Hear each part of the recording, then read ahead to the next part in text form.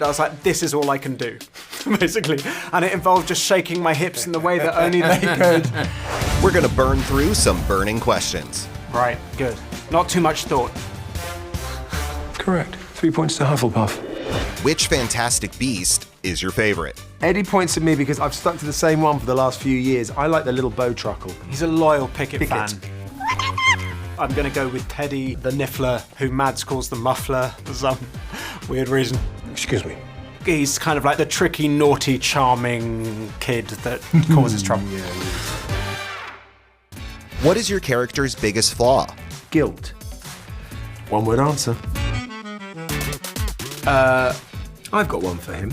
I was just going to say self-doubt. Yeah, but I'm not sure that he does really doubt himself. He just doubts the task that's being presented to him normally by you. By someone who doesn't tell him what's going on. You have to trust me. Or how about insular? Because I love his introverted nature, but sometimes there's a bigger thing going on in the world, and he needs to be active. Everyone is going to have to pick a side. I don't do sides. What was the most challenging scene to film? The climax, the scene at the end, because every lead character is at that spot, and it took us weeks to cover it. It was a really complicated scene. For me, it was one of the opening moments of the film. I ended up having to lie in this lake during a night shoot in December, and it was, I think, the coldest I've ever been. Might be. What was hilarious about that, though, is that these sets, which are all super top secret, were filmed by a drone that came over, and they were in all the newspapers. And I was so upset because I didn't want our sets to be given away. But the great news is they thought it was the Batcave.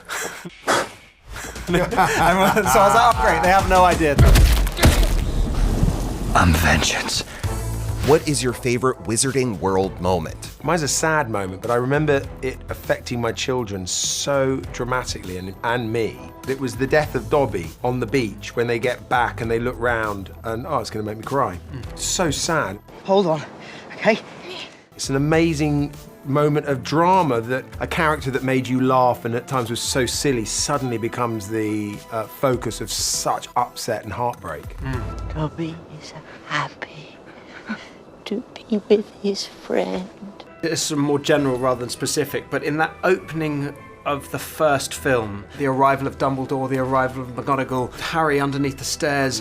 You know when you read a book, you go, the film's never going to be as good as the book, because ultimately it never will be, because it's not what's in your imagination. And yet somehow it was exactly as I pictured it. It was everything that I had seen in my head depicted on film. It was like magic. How does one do the swivel? Follow me. Oh, someone can swivel.